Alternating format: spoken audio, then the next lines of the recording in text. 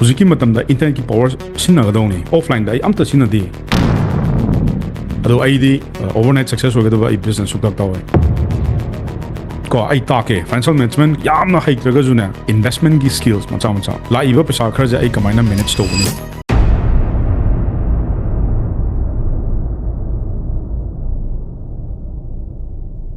ꯌꯦꯡꯉꯨꯀꯣ ꯌꯨꯝꯗ ꯍꯧꯖꯤꯛ ꯗꯥꯏꯔꯦꯛ ꯂꯥꯛꯏ ꯃꯌꯥꯝꯗꯣ ꯑꯩ ꯑꯍꯥꯟꯕꯗ ꯑꯥꯏꯗꯤꯌꯥ ꯑꯃ ꯍꯥꯟꯅ ꯑꯩ ꯕꯤꯖꯤꯅꯦꯁ ꯍꯧꯗ꯭ꯔꯤꯀꯥꯟꯗ ꯑꯥꯏꯗꯤꯌꯥ ꯑꯃ ꯌꯥꯝ ꯁꯥꯔꯝꯃꯅꯤ ꯁꯦꯀꯦꯟꯗ ꯑꯩ ꯄ꯭ꯂꯥꯅꯤꯡ ꯑꯃ ꯐꯖꯅ ꯇꯧꯕꯤꯔꯅꯤ ꯊꯔꯗꯇ ꯑꯩꯒꯤ ꯄ꯭ꯔꯗꯛ ꯁꯔ ꯑꯩ ꯂꯨꯄꯥ 50,000 ꯄꯤꯕ ꯌꯣꯜꯂꯤꯗꯅ ꯑꯗꯒꯤ 50,000 ꯄꯤꯕ ꯈꯛꯇ ꯅꯠꯇꯦ ꯋꯤ ꯑꯣꯜꯁꯣ ꯍꯦꯚ ꯂꯦꯠꯁ 25,000 ꯀꯣ ꯑꯗꯒꯤ ꯑꯃꯅ ꯀꯔꯤ ꯃꯆꯥ ꯃꯁꯨ ꯀꯣ ꯂꯦꯠꯁ 799ꯒꯨꯝꯕ ꯑꯗꯒꯤ 499ꯒꯨꯝꯕ ꯑꯩ ꯁꯤꯁꯨ ꯂꯣꯏ ꯌꯣꯜꯂꯦ ꯑꯗꯩ ꯄ꯭ꯂꯁ ꯁꯤꯗꯩ ꯍꯦꯟꯗꯣꯔꯛꯇꯅ 588 ꯑꯩ ꯌꯣꯜꯂꯦꯕ ꯄ꯭ꯔꯗꯛ ꯃꯌꯥꯝꯁꯦ ꯁꯤꯗ ꯑꯩ ꯁ꯭ꯇꯨꯗꯦꯟꯠ ꯑꯌꯥꯝꯕꯅ ꯁꯤ ꯂꯣꯏ ꯂꯩ ꯀꯩꯒꯤꯅꯣ ꯑꯥꯏ ꯁ꯭ꯇꯥꯔꯠ ꯐ꯭ꯔꯣꯝ ꯍꯤꯌꯔ ꯑꯩ ꯍꯦꯛꯇ 50,000 ꯄꯤꯕ ꯌꯣꯟꯗꯦꯕ ꯀ꯭ꯂꯥꯏꯟꯠ ꯑꯃꯗꯒꯤ I will charge minimum 80K plus ꯀꯩꯗꯧꯔꯛꯀꯅꯤ ꯑꯦꯐꯤꯂꯤꯌꯦꯠ ꯑꯃꯒ ꯍꯥꯞꯆꯤꯜꯂꯛꯀꯅꯤꯕ ꯀꯣ ꯁꯤ ꯑꯩ ꯂꯥꯏꯐꯇꯥꯏꯝ ꯏꯟꯀꯝꯅꯤ ꯅꯣꯏꯅꯗꯤ ꯎꯔꯣꯏ ꯀ꯭ꯂꯥꯏꯟꯠ ꯑꯃꯈꯛꯇꯪꯗꯒꯤ ꯊꯥ ꯑꯃꯗ ꯃꯉꯣꯟꯗ ꯑꯗꯨꯝ ꯑꯩ ꯄꯩꯁా ꯑꯗꯨꯝ ꯐꯨꯒꯠꯀꯅꯤ ꯑꯗꯒꯤ ꯂꯥꯏꯐꯇꯥꯏꯝꯒꯤ ꯏꯟꯀꯝ ꯁꯦꯠ ꯇꯧꯔꯅꯤ ꯃꯜꯇꯤꯄꯜ ꯁ꯭ꯇ꯭ꯔꯤꯝ ꯑꯣꯐ ꯏꯟꯀꯝ ꯁꯤꯗꯩꯁꯤꯗ ꯒ꯭ꯌꯥꯟ ꯇꯥꯕ꯭ꯔꯥ ꯃꯌꯥꯝꯅ ꯍꯧꯖꯤꯛ ꯄꯣꯠ ꯌꯣꯟꯅꯩꯁꯤꯗꯤ ꯀꯩꯗꯤ ꯌꯣꯟꯒꯅꯤ ꯁꯦ ꯑꯩꯒꯤ ꯐꯣꯟ ꯑꯃ ꯂꯩꯔꯦ ꯁꯤ ꯅꯪ ꯂꯧꯔꯣ ꯅꯪ ꯄꯩꯁꯥꯗꯣ ꯄꯤꯔꯣ ꯂꯣꯏꯔꯦ ꯑꯗꯨꯒ ꯅꯠꯇ꯭ꯔꯣ ꯁꯤꯒꯤ ꯕꯤꯖꯤꯅꯦꯁ ꯃꯣꯗꯦꯜꯒꯤ ꯁ꯭ꯇꯥꯏꯜꯁꯦ ꯑꯩꯈꯣꯏꯅ ꯀꯩ ꯀꯧꯏ ꯋꯤ ꯀꯣꯜ ꯑꯦꯁ ꯇ꯭ꯔꯥꯟꯖꯦꯛꯁꯅꯦꯜ ꯕꯤꯖꯤꯅꯦꯁ ꯑꯗꯣ ꯑꯩꯗꯤ ꯑꯗꯨ ꯄꯥꯝꯗꯦꯕ ꯑꯩꯅ ꯑꯍꯥꯟꯕ ꯌꯣꯟꯕꯗꯗꯤ ꯑꯩ ꯌꯥꯝ ꯇꯥꯡꯕ ꯌꯣꯜꯂꯣꯏ ꯀꯣ ꯂꯥꯏꯔꯕ ꯑꯃꯅꯁꯨ ꯂꯩꯕ ꯉꯝꯕ ꯏꯅꯥꯛ ꯈꯨꯟꯕ ꯑꯃꯅꯁꯨ ꯂꯩꯕ ꯉꯝꯕ ꯃꯤꯗꯜ ꯀ꯭ꯂꯥꯁ ꯑꯃꯅꯁꯨ ꯂꯩꯕ ꯉꯝꯕ ꯑꯗꯨꯒꯤ ꯄ꯭ꯔꯗꯛꯇꯨ ꯌꯣꯟꯅꯤꯕ ꯌꯣꯜꯂ ꯃꯇꯨꯡꯗ ꯃꯉꯣꯟꯗ ꯑꯩ ꯔꯤꯖꯜꯠ ꯈꯖꯤꯛ ꯎꯠꯄ ꯍꯧꯔꯛꯀꯅꯤꯕ ꯑꯗꯒꯤꯗꯤ ꯑꯩꯈꯣꯏꯕꯥꯅꯤ ꯔꯤꯂꯦꯁꯟꯁꯤꯞ ꯐꯖꯅ ꯁꯦꯝꯃꯤꯟꯅꯔꯅꯤ ꯁꯦꯝꯃ ꯃꯇꯨꯡꯗ ꯃꯥꯅ ꯄꯥꯝꯖꯔꯤꯕ ꯒꯣꯜꯗꯨꯗꯅꯦ ꯑꯩ ꯑꯃꯨꯛ ꯄꯨꯈꯠꯄꯤꯅꯤꯕ ꯀꯣ ꯂꯥꯏꯐ ꯇꯥꯏꯝ ꯑꯣꯏꯅ ꯀꯁꯇꯃꯔ ꯑꯃ ꯁꯦꯠ ꯇꯧꯕ ꯋꯥꯅꯤ ꯍꯧꯖꯤꯛ ꯌꯦꯡꯉꯣ ꯑꯥꯛꯁꯔ ꯑꯦꯀꯥꯗꯃꯤꯗ ꯀꯝꯃꯨꯅꯤꯇꯤꯗ ꯌꯥꯎꯔꯤꯁꯦ ꯃꯤ 1,500 ꯀꯣ ꯁꯤꯗꯩꯁꯤꯗ ꯑꯩꯅ ꯀꯥꯎꯟꯠ ꯇꯧꯔꯤꯁꯦ ꯃꯤ ꯑꯃꯃꯝꯗ ꯑꯩ ꯂꯨꯄꯥ ꯆꯥꯝꯃ ꯀꯥꯎꯟꯠ ꯇꯧꯋꯦꯕ ꯊꯥ ꯈꯨꯗꯤꯡꯒꯤꯅꯤꯀꯣ 1,500 into 100 ꯇꯧꯔꯣ ꯂꯨꯄꯥ ꯀꯌꯥ ꯇꯥꯔꯦ ꯁꯤꯝꯄꯜ ꯃꯦꯊ꯭ꯁ ꯑꯝꯇ ꯍꯣꯜꯂꯨꯅꯦ ꯑꯪꯀ ꯍꯩꯕ ꯑꯝꯇ ꯍꯣꯜꯂꯣ 1,500ꯗꯅꯦ ꯂꯨꯄꯥ 100 ꯈꯛꯇꯪꯅ ꯏꯟꯇꯨ ꯇꯧꯔꯣ ꯂꯨꯄꯥ ꯀꯌꯥ ꯇꯥꯔꯦ ꯂꯥꯛ ꯂꯨꯄꯥ 50,000 ꯁꯨꯃꯥꯏꯅ ꯇꯧꯔꯒ ꯀꯣ ꯁꯤꯒꯨꯝꯕ ꯃꯅꯨꯡꯗꯅꯦ ꯃꯆꯥ ꯃꯌꯥꯝ ꯂꯩ ꯑꯗꯣ ꯑꯩꯗꯤ ꯌꯦꯡꯉꯣ ꯁꯤꯗꯩꯁꯤꯗ ꯁꯥꯇ꯭ꯔ ꯀꯣ 12 ꯑꯗꯒꯤ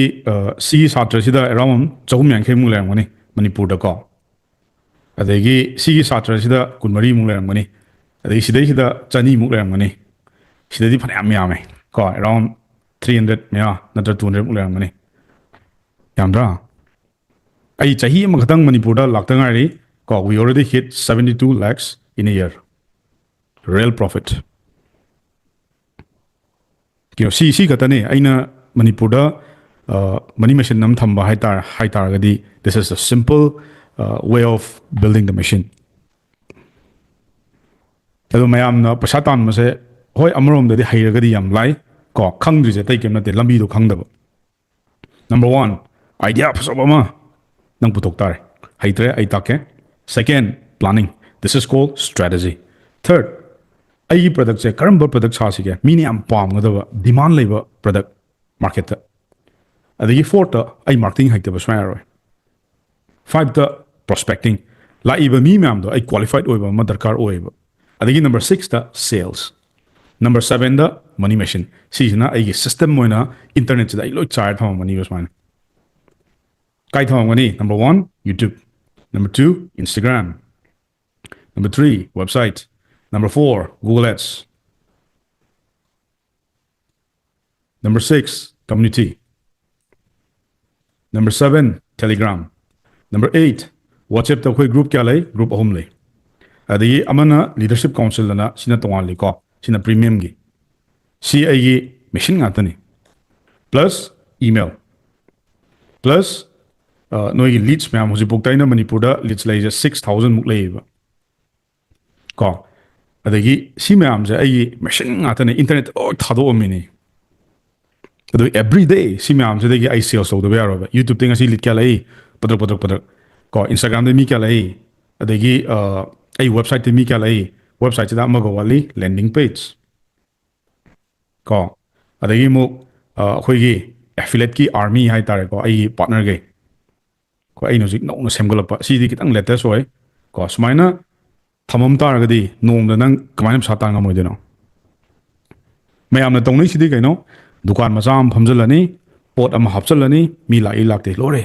ꯁꯤ ꯆꯦꯅꯦꯜ ꯉꯥꯛꯇꯅꯦ ꯁꯤꯗꯒꯤ channel number 1 channel number 2 channel number 3 channel number 4 channel number 5 channel number 6 channel number 7 channel number 8 channel number 9 channel number 10 channel number 11 channel number 12 ꯑꯃꯒ ꯋꯥꯠꯂꯤ ꯂꯥꯁꯇ automation ꯀꯣ ꯑꯃꯁꯨ ꯍꯥꯏꯗꯣꯛꯑꯁꯦ webinar ꯍꯥꯏꯗꯣꯛꯑꯁꯦ ꯑꯃꯁꯨ ꯀꯣ this is called 13 and this is 14 ꯌꯥꯔꯕ ꯁꯨꯃꯥꯏꯅ ꯀꯣ ꯑꯗꯨ ꯑꯣꯏꯇꯥꯔꯒꯗꯤ ꯃꯅꯤꯄꯨꯔꯗ ꯃꯤꯅ ꯌꯥꯝ ꯍꯥꯏꯅꯗ꯭ꯔꯥ ꯑꯩꯈꯣꯏ ꯃꯥꯔꯀꯦꯠꯁꯦ ꯌꯥꯝ ꯄꯤꯛꯑꯦ ꯃꯥꯔꯀꯦꯠꯁꯦ ꯌꯥꯝ ꯄꯤꯛꯑꯦ ꯃꯥꯔꯀꯦꯠꯁꯦ ꯌꯥꯝ ꯄꯤꯛꯑꯦ ꯑꯩ ꯄꯣꯠ ꯌꯣꯟꯕ ꯉꯝꯗ꯭ꯔꯦ ꯃꯣꯏꯗ ꯍꯪꯉꯣ ꯅꯪꯅ ꯁꯦꯜꯁ ꯇꯧꯕꯒꯤ ꯅꯪꯒꯤ ꯁꯤꯒꯤ ꯃꯦꯁꯤꯟ ꯍꯥꯏꯇꯥꯔꯦꯅꯦ ꯁꯤ ꯃꯦꯁꯤꯟꯁꯦ ꯀꯌꯥꯝ ꯊꯥꯗꯣꯛꯀꯦ ꯍꯪꯉꯣꯕ ꯑꯩ ꯁꯤꯗꯩꯗ ꯑꯣꯐꯂꯥꯏꯟ ꯑꯝꯇ ꯌꯥꯎꯗ꯭ꯔꯤ ꯅꯣꯠ ꯏꯚꯟ ꯑꯦ ꯁꯤꯡꯒꯜ ꯑꯣꯐꯂꯥꯏꯟ ꯑꯝꯇ ꯌꯥꯎꯗ꯭ꯔꯤ ꯃꯌꯥꯝꯅ ꯑꯩ ꯌꯨꯝꯗ ꯂꯥꯛꯑꯀꯥꯟꯗ ꯍꯣꯝ ꯚꯤꯖꯤꯠ ꯇꯧꯕ ꯃꯇꯝꯗ ꯀꯣ ꯑꯩ ꯄꯤꯆ ꯇꯧꯕ ꯈꯛꯇꯅꯦꯕ ꯁꯤꯗ ꯑꯩ ꯑꯣꯐꯂꯥꯏꯟꯁꯦ ꯑꯃꯈꯛꯇꯅꯦ ꯀꯣ ꯃꯌꯥꯝ ꯑꯩꯒ ꯉꯁꯤ ꯃꯌꯥꯝꯒ ꯊꯦꯡꯅꯔꯤ ꯃꯌꯥꯝꯁꯦ ꯁꯤꯗꯩ ꯑꯝꯇ ꯅꯠꯇꯦꯀꯣ ꯑꯣꯐꯂꯥꯏꯟꯗꯩ ꯑꯝꯇ ꯅꯠꯇꯦ ꯀꯥꯏꯗꯩꯅꯣ ꯁꯤꯗꯩꯅꯦ ꯃꯌꯥꯝ ꯑꯩꯈꯣꯏ ꯊꯦꯡꯅꯩꯁꯦ ꯅꯣꯡꯃꯗ ꯑꯩꯅ ꯁꯤꯒꯤ ꯆꯦꯅꯦꯜꯁꯦ ꯊꯥꯗꯣꯛꯑꯒꯕꯨ ꯑꯩ ꯊꯥ ꯑꯃꯗ ꯑꯩ 50,000 ꯇꯥꯟꯕ ꯉꯝꯒꯗ꯭ꯔꯥ ꯉꯝꯃꯣꯏꯗ꯭ꯔꯥ ꯇꯥꯏꯞ ꯑꯣꯟ ꯗꯤ ꯀꯣꯃꯦꯟꯠ ꯉꯝꯅꯤ ꯑꯣꯔ ꯉꯝꯃꯣꯏ ꯌꯦꯡꯉꯣ ꯆꯦꯅꯦꯜ ꯑꯣꯐꯂꯥꯏꯟꯒꯤ ꯌꯥꯎꯔꯒ ꯆꯦꯅꯦꯜ 30 ꯁꯤꯗꯩꯁꯤꯗ ꯑꯩ ꯏꯝꯄꯦꯛ ꯇꯤꯚꯤ ꯑꯥꯏ ꯑꯦꯁ ꯇꯤꯚꯤ ꯑꯩ ꯀꯔꯤꯝ ꯌꯥꯎꯗꯦꯀꯣ ꯈꯜꯂꯣ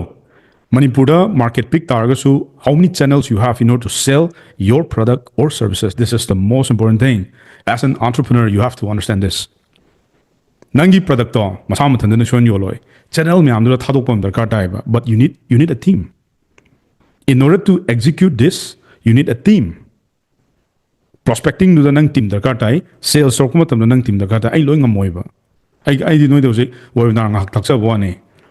ꯁꯦꯜꯁ ꯇꯧꯔꯝꯗꯥꯏ ꯃꯇꯝꯗ ꯒ꯭ꯔꯦꯁꯟ ꯍꯣꯏ ꯂꯟꯆꯦꯟꯕꯤ ꯍꯣꯏ ꯖꯦꯀꯤꯝ ꯍꯣꯏ ꯃꯣꯏꯒ ꯑꯗꯨꯝ ꯋꯥꯔꯤ ꯁꯥꯟꯅꯔꯝꯒꯅꯤ ꯃꯣꯏ ꯅꯔꯆꯔ ꯇꯧꯔꯝꯒꯅꯤ ꯑꯗꯨꯒ ꯁꯦꯜꯁ ꯇꯧꯔꯝꯒꯅꯤ this is what the business I wanted to build for you in 2025 ꯁꯨꯃꯥꯏꯅ ꯕꯤꯜ ꯇꯧꯅꯤꯡꯗ꯭ꯔꯣ ꯁꯤꯗꯤ ꯌꯦꯡꯉꯣ ꯑꯩꯅ ꯍꯧꯖꯤꯛ ꯃꯅꯤꯄꯨꯔꯗ ꯂꯩꯖꯕ ꯋꯥꯅꯦ ꯑꯩ ꯌꯨ ꯑꯦꯁꯇ ꯇꯧꯕ ꯌꯥꯕ꯭ꯔꯥ ꯌꯥꯏ ꯑꯣꯔ ꯌꯥꯗꯦ ꯇꯥꯛꯑꯣꯅꯤ ꯀꯣꯃꯦꯟꯠ ꯑꯩ ꯏꯟꯗꯤꯌꯥꯗ ꯇꯧꯕ ꯌꯥꯕ꯭ꯔꯥ ꯌꯥꯗꯕ꯭ꯔꯥ ꯑꯩ ꯒꯨꯋꯥꯍꯥꯇꯤꯗ ꯇꯧꯕ ꯌꯥꯕ꯭ꯔꯥ ꯌꯥꯗꯕ꯭ꯔꯥ I can live the lifestyle in freedom ꯀꯩꯒꯨꯝꯕ ꯑꯩꯅ ꯍꯦꯛ ꯃꯦꯁꯤꯟꯁꯦ ꯐꯖꯅ ꯅꯤꯌꯣꯝ ꯆꯨꯝꯅ ꯁꯥꯕꯤꯈ꯭ꯔꯕ ꯇꯤꯝ ꯂꯩꯈ꯭ꯔꯕ ꯅꯪ ꯗꯨꯕꯥꯏꯗ ꯆꯠꯀꯦꯔꯥ ꯑꯗꯒꯤ UKꯗ ꯆꯠꯀꯦꯔꯥ USꯇ ꯆꯠꯀꯦꯔꯥ you can run the business super easy from here ꯀꯣ ꯑꯗꯣ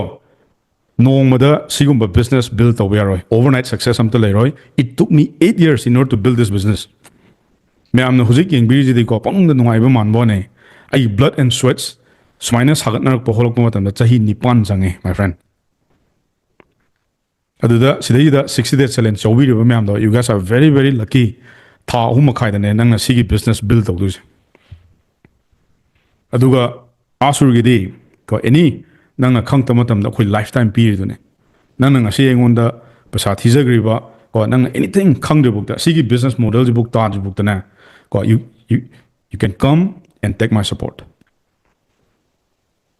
ꯑꯗꯨꯅ ꯃꯅꯤꯄꯨꯔꯗ ꯑꯣꯏꯒꯦꯔꯥ ꯏꯟꯗꯤꯌꯥꯗ ꯑꯣꯏꯒꯦꯔꯥ USꯇ ꯑꯣꯏꯒꯦꯔꯥ UKꯗ ꯑꯣꯏꯒꯦꯔꯥ ꯑꯩꯁꯨ ꯑꯩ ꯃꯦꯟꯇꯣꯔꯗꯒꯤ ꯇꯝꯃꯛꯄ ꯂꯦꯁꯟꯅꯦ ꯑꯩꯅ ꯉꯁꯤ ꯅꯣꯏꯗ ꯇꯥꯛꯏꯁꯦ you will never find this kind of coaching in the YouTube ꯑꯩ YouTubeꯇꯁꯨ ꯊꯥꯗꯣꯛꯇꯦ ꯁꯤꯒꯨꯝꯕꯁꯤꯗꯤ only my special community members ꯅꯣꯏꯁꯨꯅꯦ ꯈꯪꯖꯧꯋꯣꯕ ꯀꯩꯗꯧꯕꯩꯗꯃꯛꯇꯅꯣ ꯑꯩꯅ ꯁꯦꯜꯁ ꯇꯧꯕ ꯉꯝꯗ꯭ꯔꯤꯁꯦ ꯃꯅꯤꯄꯨꯔꯗ ꯌꯥꯝ ꯂꯥꯏ ꯄ꯭ꯔꯗꯛ ꯁꯥꯕꯗꯤ ꯌꯥꯝ ꯂꯥꯏ ꯁꯦꯜꯁ ꯇꯧꯕꯅꯦ ꯅꯣꯏ ꯌꯨꯝꯗ ꯑꯩꯅ ꯁꯨꯃꯥꯏꯅ ꯇꯧꯕꯗ ꯑꯩꯈꯣꯏ ꯌꯨꯝ ꯎꯅꯤ ꯌꯥꯝ ꯅꯛꯑꯦ ꯑꯗꯨ ꯑꯣꯏꯇꯥꯔꯒꯗꯤ ꯍꯧꯖꯤꯛꯀꯤ ꯃꯇꯝꯗ ꯏꯟꯇꯔꯅꯦꯠꯀꯤ ꯄꯋꯥꯔ ꯁꯤꯖꯤꯟꯅꯒꯗꯧꯅꯤ ꯑꯣꯐꯂꯥꯏꯟꯗ ꯑꯩ ꯑꯝꯇ ꯁꯤꯖꯤꯟꯅꯗꯦ ꯃꯌꯥꯝꯅ ꯉꯁꯤ ꯑꯩ ꯅꯥꯛꯇ ꯂꯥꯛꯏꯁꯦ ꯀꯩꯒꯤꯅꯣ I educate you guys ꯑꯩꯒꯤ ꯊꯃꯣꯏꯗꯒꯤ ꯑꯩꯅ ꯈꯪꯖꯔꯛꯄ ꯈꯔꯗꯣ ꯑꯩ ꯅꯣꯏꯗ ꯇꯥꯛꯄꯤꯔꯝꯕ ꯋꯥꯅꯤ ꯑꯗꯣ ꯁꯤꯒꯤ ꯃꯌꯥꯝꯁꯦ ꯀꯣ one dayꯗ ꯌꯥꯔꯣꯏ it will take you 90 days ꯑꯗꯨꯒ 15 days ꯑꯝꯇꯪ ꯆꯪꯅꯤ ꯄꯨꯂꯞꯅ 105 days ꯆꯪꯒꯅꯤ ꯍꯩꯒꯠꯂꯛꯄꯗ ꯁꯤ ꯃꯌꯥꯝꯁꯦ ꯍꯩꯕꯗ ꯑꯗꯣ ꯑꯩꯗꯤ ꯀꯣ overnight success ꯑꯣꯏꯒꯗꯕ ꯑꯩ business ꯁꯨꯛꯇꯛ ꯇꯧꯋꯦ ꯀꯣ ꯑꯩꯈꯣꯏꯒꯤ ꯄꯩꯁꯥ ꯌꯥꯝ ꯊꯨꯅ ꯇꯥꯟꯕꯤ ꯑꯗꯒꯤ ꯅꯣꯡꯃꯗ ꯄꯩꯁꯥ ꯇꯥꯟ ꯌꯥꯕꯤ no never ꯅꯣꯡꯃꯗ ꯄꯩꯁꯥ ꯌꯥꯟꯕ ꯇꯥꯟꯕ ꯌꯥꯕ ꯇꯥꯛꯀꯅꯤ ꯀꯔꯝ ꯀꯥꯟꯗ ꯇꯥꯛꯀꯅꯤ ꯅꯪꯒꯤ ꯅꯣꯂꯦꯖ ꯅꯪꯒꯤ ꯁ꯭ꯀꯤꯜꯁ ꯅꯪꯒꯤ ꯃꯥꯏꯟꯁꯦꯠ ꯄ꯭ꯂꯁ ꯐꯥꯏꯅꯥꯟꯁꯤꯌꯦꯜ ꯃꯦꯅꯦꯖꯃꯦꯟट ꯈꯤꯇꯪ ꯍꯩꯌꯨ you will crack it for sure ꯀꯣ ꯑꯩ ꯇꯥꯛꯀꯦ ꯐꯥꯏꯅꯥꯟꯁꯤꯌꯦꯜ ꯃꯦꯅꯦꯖꯃꯦꯟट ꯌꯥꯝꯅ ꯍꯩꯇ꯭ꯔꯒꯁꯨꯅꯦ ꯏꯟꯚꯦꯁꯠꯃꯦꯟꯠꯒꯤ ꯁ꯭ꯀꯤꯜꯁ ꯃꯆꯥ ꯃꯆꯥ ꯂꯥꯛꯏꯕ ꯄꯩꯁꯥ ꯈꯔꯁꯦ ꯑꯩ ꯀꯃꯥꯏꯅ ꯃꯦꯅꯦꯖ ꯇꯧꯒꯅꯤ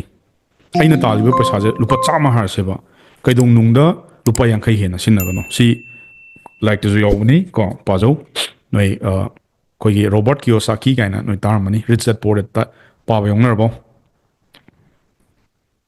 ꯀꯣ ꯌꯥꯎꯅꯩꯀꯣ ꯁꯨꯝ ꯌꯦꯡꯉꯣ ꯕꯤꯂꯤꯅꯤꯌꯔꯁꯀꯨꯝꯕꯩꯅ ꯃꯣꯏꯅ ꯍꯥꯏꯕ ꯋꯥꯍꯩ ꯋꯥꯇꯥ ꯀꯣ ꯑꯗꯨꯝ ꯈꯤꯇꯪ ꯇꯧ ꯑꯗꯒꯤ ꯉꯁꯥꯏ ꯏꯂꯣꯟ ꯃꯥꯛꯁꯅꯒ ꯍꯥꯏꯈꯤꯕꯗꯣ ꯅꯪꯅ ꯍꯧꯖꯤꯛ education ꯇꯝꯖꯩꯗꯨꯅ there is no guarantee of success ꯑꯗꯣ but I respect carpenters I respect electrician ꯃꯣꯏ skillsꯅ ꯇꯧꯖꯔ ꯄꯩꯁꯥ ꯇꯥꯟꯖꯕꯗꯣ I highly respect those people ꯀꯩꯒꯤꯅꯣ ꯍꯨꯃꯥꯡ ꯃꯃꯟꯅ ꯇꯥꯟꯕ ꯄꯩꯁꯥꯅꯤ ꯑꯗꯣ ꯀꯣ ꯑꯩꯁꯨ ꯅꯣꯏꯗ ꯍꯧꯖꯤꯛ ꯇꯥꯛꯇꯅ ꯇꯝꯗꯅ ꯀꯣ ꯑꯩ ꯍꯨꯃꯥꯡ ꯃꯃꯟꯅꯤ it's not free ꯑꯗꯣ ꯃꯌꯥꯝꯒꯤꯅꯦ ꯑꯦꯅꯤ ꯀ꯭ꯋꯦꯁꯟ ꯂꯩ ꯇꯥꯔꯒꯗꯤ shoot me right now ꯑꯦꯅꯤ ꯀ꯭ꯋꯦꯁꯟ ꯂꯩ ꯇꯥꯔꯒꯗꯤ ꯃꯌꯥꯝ ꯀ꯭ꯋꯦꯁꯟ ꯍꯪꯕꯤꯔꯛꯑꯣ